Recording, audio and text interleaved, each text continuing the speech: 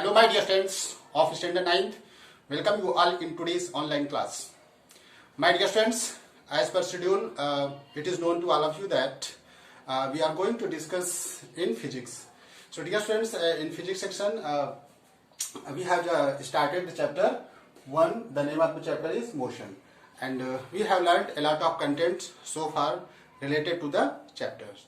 So dear friends, in this chapter we have learned a lot of contents, and in my previous video all of you have seen that we have derived equation of motion by using graphical methods. So dear friends, by using graphical methods we have derived a set of 3 equations of motion. On the basis of that we will solve some numerical problem. So dear friends, today we are going to discuss some numerical problem based on the equation of motion. So dear friends, the 3 set of the equation of motion helps us to solve some numerical problems, word problems given in this particular chapter. So let us start with the numerical problem given in your textbook. So today's topic is numerical problem. Okay, we will concentrate and we will solve the numerical problem, word numerical problems, and with the help of the graph. Sometimes question is given on the basis of graph. So graphical representations, and all of you are familiar with the terms graph. So dear friends, today we are going to discuss numerical problem. तो आज हम लोग जो करेंगे वो numerical problem solve करेंगे by using the 3 set of the equation of motion. तो पहला equation of motion जो आपका है v equal to u plus at. This is the first, and s equal to ut plus half at square, and third one is v square equal to u square plus 2as. So dear friends, मैंने आपको बताया था कि जो ये 3 set of equation of motion हैं, इनके simple terms जो यूज हुए हैं ये आपको पता ही है. जहाँ पे v फाइनल वेलोसिटी है, u आपका इनिशियल वेलोसिटी है, a एक्सीलरेशन है और t इज अ टाइम. ठीक है, यहाँ पे बात करें s distance covered and u is the initial velocity, t is the time, and a is the acceleration, t is here the time. So all of you know that what is the words जो use हुए हैं, symbols, ये आपको पता है.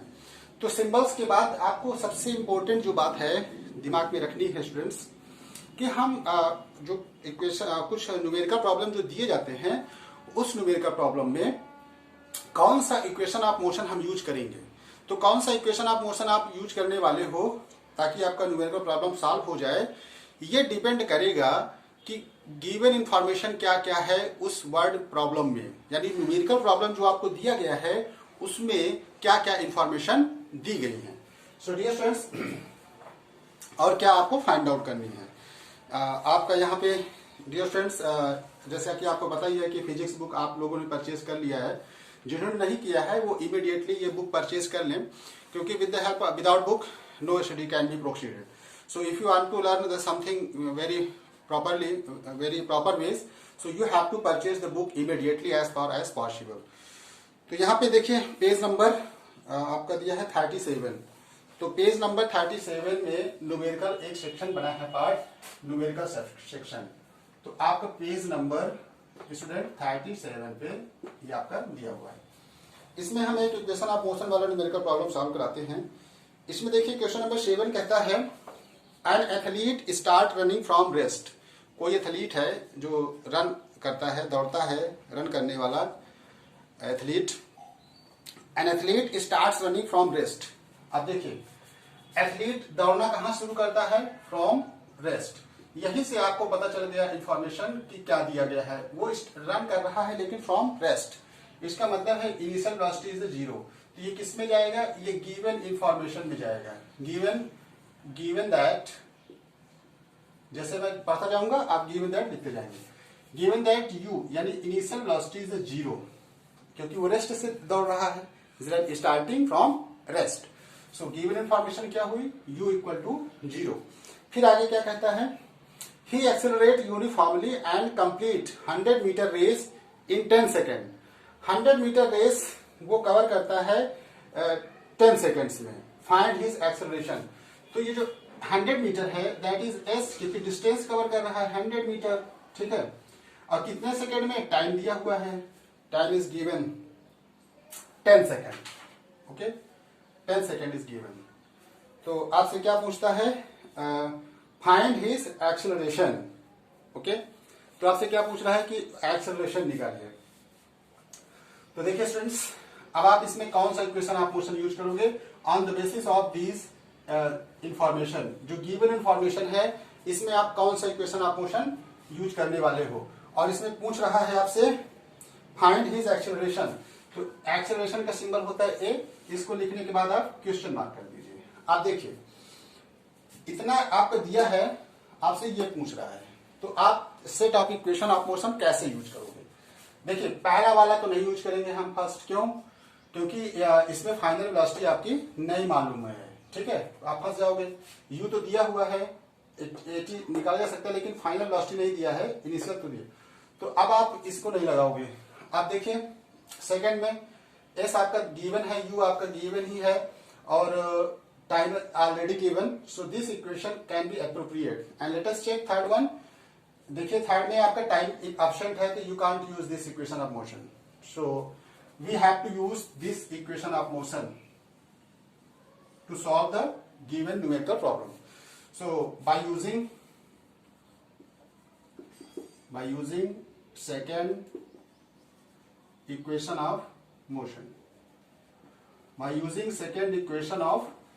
motion, तो second equation of motion हम लोग यूज करने वाले हैं स्टूडेंट्स. देखिए सेकेंड में s equal to u t plus half a t square. Okay, तो अब आपका देखिए u आप 0 ही है, s आपका कितना दिए देखिए 100 मीटर, इधर रख देंगे 100. ठीक है, 100 मीटर आप रख सकते हो यूनिट के साथ भी. u देखो 0 है, इंटू टाइम का जो मल्टीप्लाई करोगे 10 सेकेंड तो पूरा 0 हो जाएगा. ठीक है, और यहाँ पे प्लस आगे देखिए हाफ ए एक्सेलरेशन, ये तो निकालना ही है, इंटू टाइम का स्क्वायर यानी 10 का स्क्वायर, तो हो जाएगा 100. ओके, तो ये काट दीजिए आप इसको, 250 जा 100. अब देखिए इसमें मल्टीप्लाई करोगे, 0 का किसी में मल्टीप्लाई करोगे तो 0 आएगा रिजल्ट, आउटपुट यहाँ पे 0, यानी 100 इक्वल टू 50 ए. ओके, तो a equal to 100 upon 50. You will cross this one, 52 जा 100, यानी 2 मीटर पर सेकेंड स्क्वायर, क्योंकि एक्सेलरेशन की यूनिट होती है 2 मीटर पर सेकेंड स्क्वायर. तो यहाँ पे आपके देखिए एक्सेलरेशन निकल आया. So my dear friends, by using equation of motions, this is the solution. And we have already solved this equation of motion. And dear friends, before solving the equation of motion, first of all read the question very carefully. What problems which is given to you, you must read the question very carefully. And if you are able to find out the information given in that particular question, then you can find out the desired solution, whatever is being expected in that particular question. Whatever is being asked in that questions, you can solve. So let's solve the some numerical problem. Okay, अब देखिए distance और displacement से related numerical problem, ये आपका solve हो गया. इस तरह आप numerical problem equation of motion का यूज करके आप सॉल्व कर सकते हो. इसमें ढेर सारे आपके बुक में दिए गए हैं, आप ऐसे सॉल्व कर सकते हो. अब स्टूडेंट्स यहाँ पे देखिए दिया है क्वेश्चन नंबर फर्स्ट, पढ़ता हूं मैं. First question, Ramesh goes from his residence to market. Ramesh अपने रेजिडेंस मतलब जहां पे वो रहते थे, मान लो रमेश का रेजिडेंस कहाँ पे है, रेजिडेंस उनका मूल निवास. तो रेजिडेंस उनका जो रेजिडेंस है यहाँ पे है रमेश का, और यहाँ से ये इनका मान लो पॉइंट मैं बता देता हूं कि ये रमेश का रेजिडेंस यहाँ है. ठीक है, ये यहाँ से जाते हैं मार्केट, यहाँ पे है मार्केट. ठीक, तो जो मार्केट और इनके रेजिडेंस के बीच की जो दूरी है वो 2.5 किलोमीटर दूर है, 2.5 किलोमीटर अवे. तो इसका मतलब है कि रमेश के रेजिडेंस से मार्केट के बीच की जो दूरी है स्टूडेंट, वो कितनी है, 2.5 किलोमीटर, यानी 2.5 किलोमीटर, 2 किलोमीटर और 500 मीटर. अब आपसे क्या पूछता है, जब ये रमेश रेजिडेंस से मार्केट गए तो देखा कि मार्केट क्लोज है, मार्केट इज क्लोज, क्योंकि क्वेश्चन में कहता है finding the market closed. Ramesh ने देखा कि मार्केट क्लोज्ड है, तो he return back to his residence. वो अपने रेजिडेंस में बैक आते हैं। ठीक है, what is the distance covered by Ramesh, आपसे डिस्टेंस पूछ रहा है कि रमेश ने कितना डिस्टेंस कवर किया, and what is the displacement, distance और डिस्प्लेसमेंट क्या हुआ। तो डियर स्टूडेंट्स, डिस्टेंस जैसे बात करें, डिस्टेंस में तो actual path covered by an object, कोई ऑब्जेक्ट एक्चुअल पाथ कितना कवर्ड करता है। तो रमेश गए और आए, तो टोटल मैग्नीट्यूड इनका कितना हो जाएगा, that will be the distance 2.5 kilometre plus 2.5 kilometre, क्योंकि 2.5 किलोमीटर गए मार्केट और फिर वापस आए, तो टोटल डिस्टेंस मैग्नीट्यूड कितना हो जाएगा, ये हो जाएगा 5 किलोमीटर। ये डिस्टेंस कितनी हो जाएगी, 5 किलोमीटर। डिस्प्लेसमेंट कितना हो जाएगा, क्योंकि जहां से ये चले थे फिर वापस आ गए, तो ये तो as you know that displacement is a vector quantity. ठीक है, तो जब इसको हम इधर से सिंबल यूज करेंगे, जब ये इधर से इधर जा रहे हैं that will be consider positive, और फिर वापस आ रहे हैं दैट इज द नेगेटिव। तो आप इसमें ओवरऑल जब पॉजिटिव और नेगेटिव ऐड करेंगे, डिस्प्लेसमेंट जब निकालेंगे, तो डिस्प्लेसमेंट देखिए जाने का इनका कितना है 2.5, पॉजिटिव कंसीडर कर लेंगे, प्लस यहां ब्रैकेट में रिवर्स जब करेंगे, इधर साइड से जब ऐसे जाएंगे तो यहाँ पे निगेटिव हो जाएगा, तो ये हो जाएगा हमारा -2.5।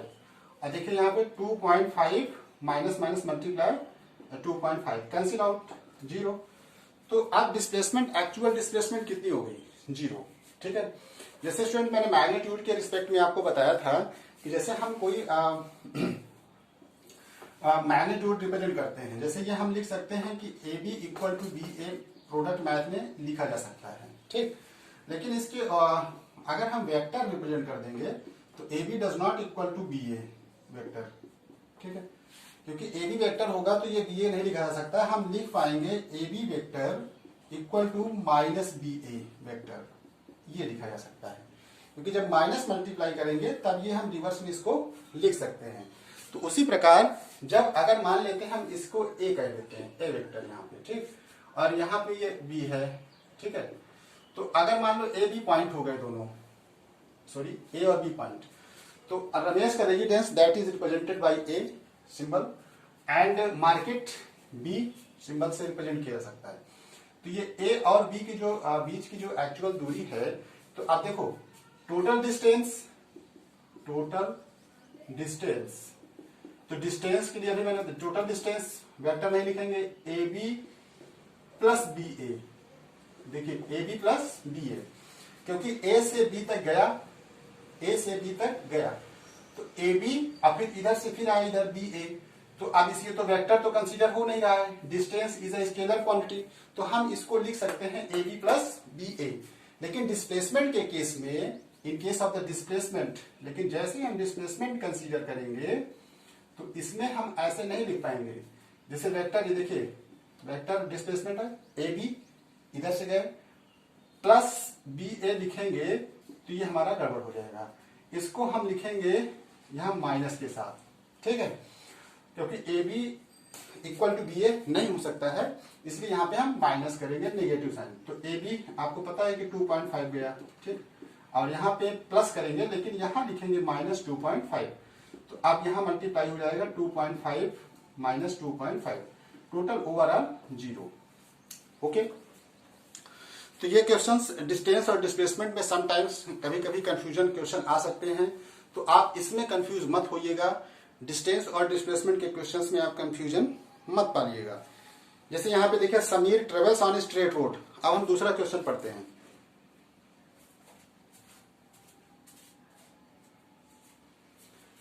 हम लोग सेकंड क्वेश्चन पढ़ते हैं स्टूडेंट्स।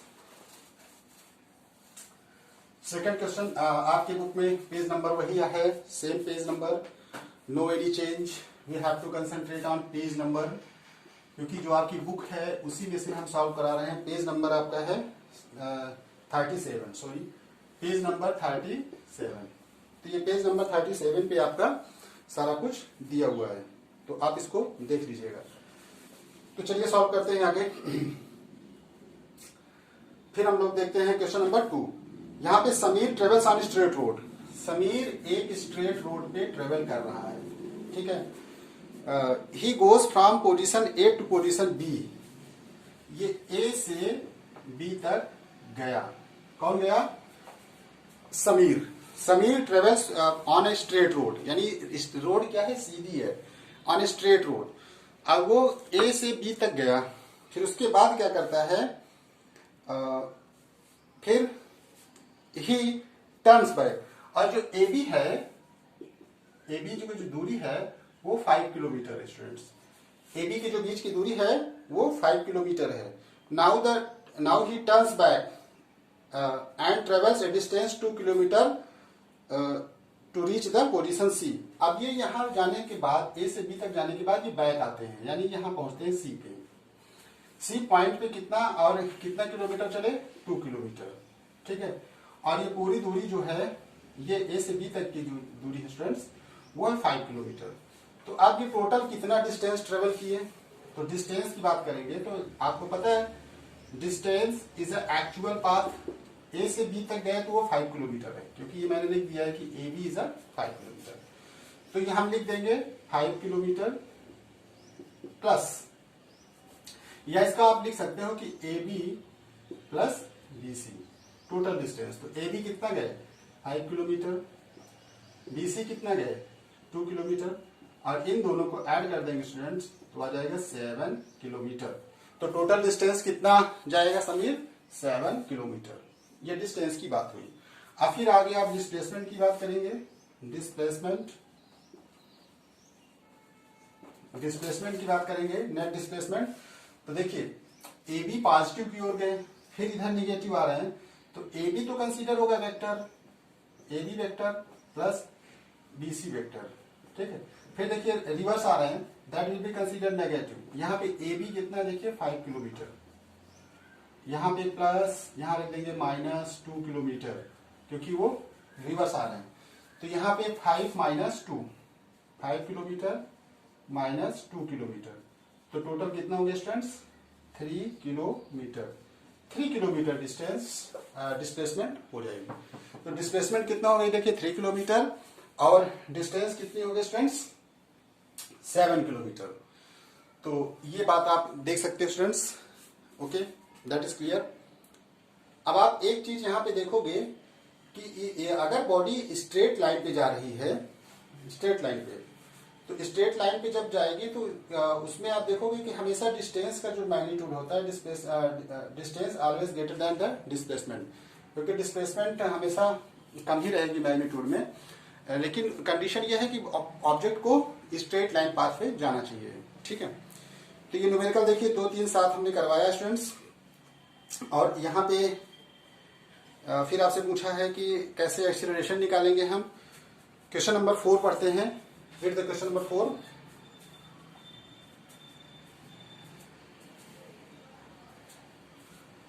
क्वेश्चन नंबर 4 पढ़ते हैं। देखिए क्वेश्चन नंबर 4 क्या कहता है, at a certain instant an auto driver is driving at a speed of 30 kilometre per our.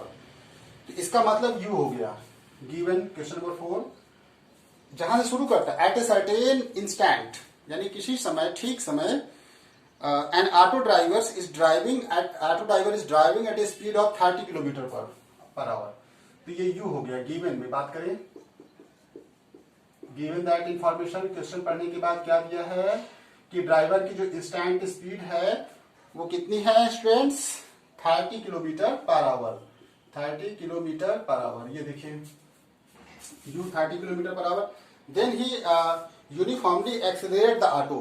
अब ऑटो को वो एक्सेलरेट कर रहा है, और आफ्टर 2.5 मिनट ये देखा गया कि 2.5 मिनट के बाद ये देखा गया कि जो स्पीड है वो फाइनल कितनी हो गई students, v equal to 60 kilometre per hour, 60 kilometre per hour, ठीक है। फिर कहता है what is the average speed of an auto.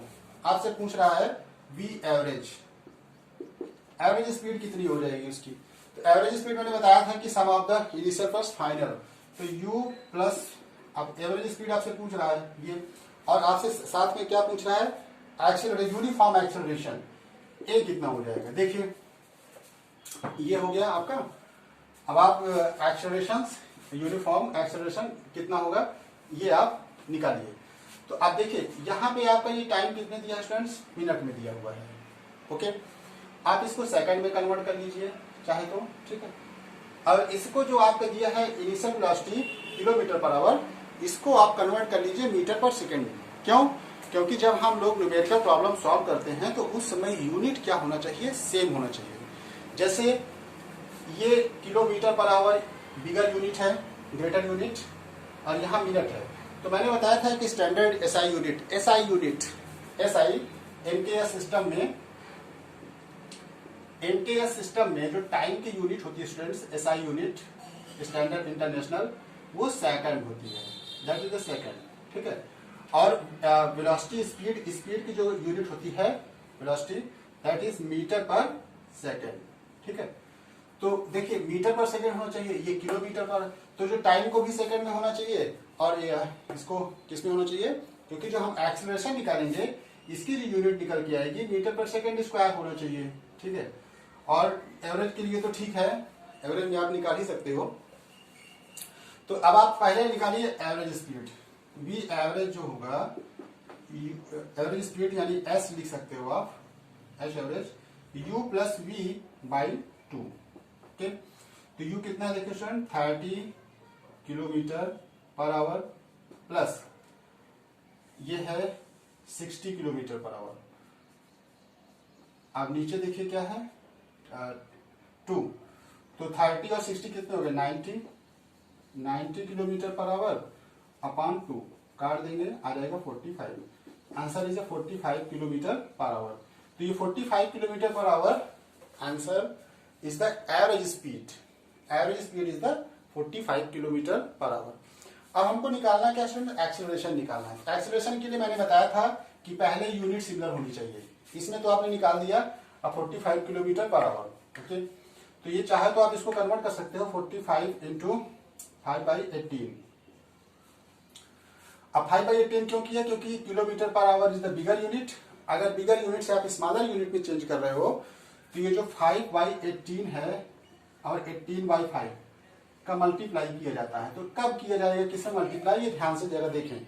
ये पहले से बड़ा है और देखिए 5/18 का मल्टीप्लाई करेंगे इसमें कि 18/5 का मल्टीप्लाई करेंगे। अब आप जरा देखिए, ये पहले से बिगर यूनिट है, इसको आप छोटी यूनिट में कन्वर्ट कर रहे हो, स्मॉलर यूनिट में।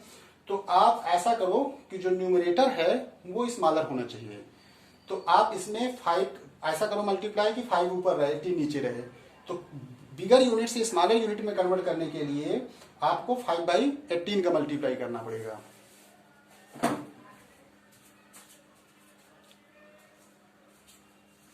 का मल्टीप्लाई करना पड़ेगा, ओके।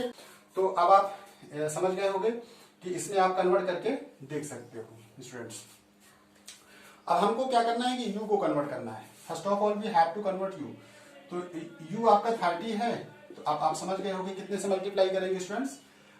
मल्टीप्लाई यहाँ पे हम करेंगे 5/18, तो काट देंगे 2 15 30, 2 9 जा 18, 3 5 जा 15, 3 3 जा 9, ये आएगा 25/3, रख देंगे मीटर पर सेकेंड, ओके।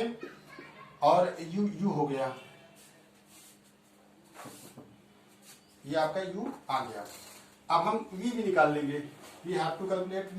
देखिए v 60 है, तो v के लिए क्या है 60 इंटू 5/18, तो 230, 29, 310, 33, 50/3।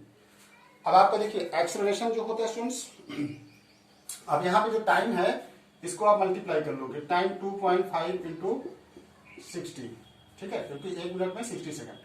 तो आप जब इसे मल्टीप्लाई करोगे स्टूडेंट्स तो कितना हो जाएगा, 6 5 30, you can multiply here 2.5 into 60, 0 0, 6 5 30, 0 carry 3, 6 2 12 और 12 3 15, 0 0 1 5 150, ओके। 150 सेकेंड, तो आपका टाइम आ गया 150 seconds, okay। ये t is there। तो now you have to put all the information, क्योंकि जो a होता है that is v minus u by t, ठीक है। Acceleration that is the change in the velocity, the rate of change of velocity. तो आप final से initial subtract कर दोगे। तो यहाँ पे आप देखोगे कि v कितना है, अभी आपने निकाला 50/3 माइनस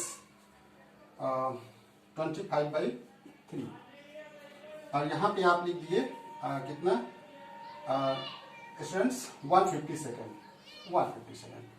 और जब इसको देखो 50 माइनस 25, तो यहाँ आ गया 25/3, ओके, और इंटू 150। तो जब इसको हम लोग सॉल्व करेंगे, यहाँ पे आपका आ जाएगा देखिए 150, तो 25 6 जा 150 आ जाएगा 1/18 मीटर पर सेकेंड स्क्वायर। ये देखिए 1/18 metre per second square, this is the acceleration. So dear students, I hope all of you have understood how to solve the numerical problem by using the three set of the equation of motion. So three set of equation of motion का use करते हुए कैसे हम numerical problem solve करेंगे, आज हम लोगों ने उसकी मेंशन किया। और आपके टेक्स्ट बुक में बहुत सारे न्यूमेरिकल दिए गए हैं, और मैं आपको 3-4 सॉल्व करा स्टूडेंट। आपके 11 न्यूमेरिकल प्रॉब्लम पेज नंबर 37-38 के बीच में 11 क्वेश्चन दिए गए हैं, जिसमें मैंने 7-8 तो सॉल्व भी करा दिए, 4-5 क्वेश्चन सॉल्व करा दिए। अब आपको खुद कुछ क्वेश्चन सॉल्व करना है और इसको समझना है।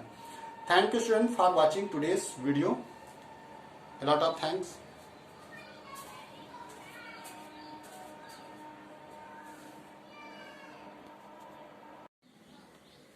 My dear students, take a screenshot of the blackboard. So dear students, whatever we have discussed in today's video, homework is given on the basis of the discussion. So dear students, as you know that today we have discussed how to solve numerical problem based on the equation of motion. So dear students, in the page number 37, question number 3, you have to solve question number 3, question number 5, question number 6, 8, 9 and 10. So you have to solve 2 to 4 to 6, 7. You have to solve the 7 numerical problems given in your textbook, page number 37. To solve the numerical problem, refer page number 37. Thank you student for watching today's video and taking a screenshot.